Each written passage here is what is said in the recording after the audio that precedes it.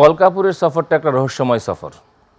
কারণ পল কাপুরের সফরকে ঘিরে আমাদের সরকারের পক্ষ থেকে এবং মার্কিন পক্ষ থেকে যে কথাগুলো বলা হয়েছে এগুলো খুব রহস্যপূর্ণ।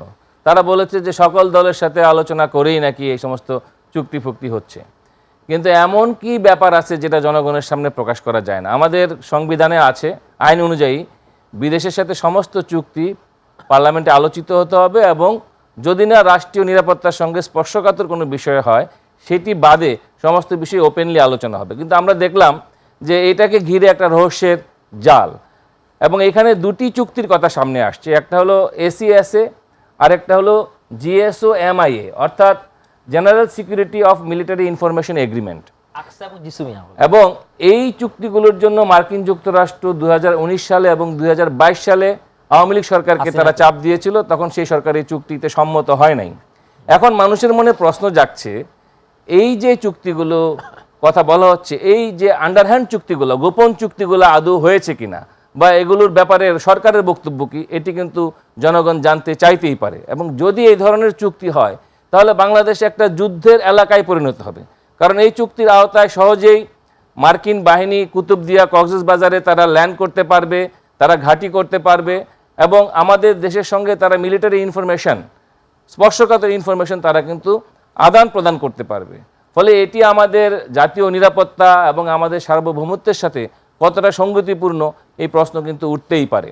ফলে আমরা দেখতে পাচ্ছি যে আমাদের সরকার যখন পল কাপুরের সঙ্গে মিটিং করলো, মিটিংয়ে কিন্তু দৃঢ়ভাবে কোনো কথা বলল না। এমনকি যে একটা অন্যায়ভাবে একটা দেশের ভিতরে ঢুকে সেই দেশের ইরানের রাষ্ট্রপ্রধানকে, ইরানের সর্বোচ্চ নেতাকে হত্যা করলো এবং একের পর এক যে মানবতা বিরোধী অপরাধ সেখানে সংঘটিত হচ্ছে, বাংলাদেশ তরফ থেকে কিন্তু কড়া ভাষায় কোনো নিন্দা, যদিও বাংলাদেশ একটা ইসলামী উম্মার কথা বলে এই দেশের সরকার, সেই জায়গা থেকেও কিন্তু তারা কোনো কথা বলল না। এবং আমরা দেখলাম যারা কথায় কথায় ইসলামের কথা বলে তারা কিন্তু পল কাপুরের সফরের সময় কিন্তু সেই সমস্ত দলগুলো এবং পল কাপুর কিন্তু তাদের চুক্তিগুলো বাস্তবায়নের জন্য তাগিদ দিয়েছেন দুই দলকেই। হ্যাঁ, এবং আপনি দেখেন এই যে টোটাল ক্রাইসিসটার জন্য দায়ী কে? আজকে যে যুদ্ধটা চাপিয়ে দেওয়া হলো, এর প্রভাব বাংলাদেশে যখন পড়লো, বাংলাদেশকে কি সহায়তা তারা দিতে পারবে সেই বিষয়ে কিন্তু কোনো আলাপ নাই। কারণ আমাদের এলএনজির যে ইম্পোর্ট করি আমরা, যেটার একটা বড় অংশ, আপনার 55% এলএনজি আসে হলো হরমুজ প্রণালী দিয়ে, এটা একটা বড় ধাক্কা হবে। প্রায় যদি $10 করেও যদি তেলের দাম বাড়ে তাহলে প্রতি মাসে আমাদের আমদানি ব্যয় বেড়ে যাবে $80 মিলিয়ন। তো এই টাকা কি বাংলাদেশ দিতে পারবে? গোটা টাকাটাই পড়বে ডলারের উপরে এবং ডলার সংকটটা কিন্তু আবার এর ফলে বেড়ে যাবে। তো সরকার যে বিদ্যুৎ জ্বালানি সাশ্রয়ের যে নির্দেশনা দিচ্ছে, খুব ভালো কথা যে সরকারি অফিসে এসি কম চালাবে বা ইত্যাদি লাইট টাইট বন্ধ রাখবে, এটা দিয়ে এত বড় ধাক্কা মোকাবেলা করা কিন্তু সম্ভব না। এটা এক ধরনের ছেলে ভোলানো কথা।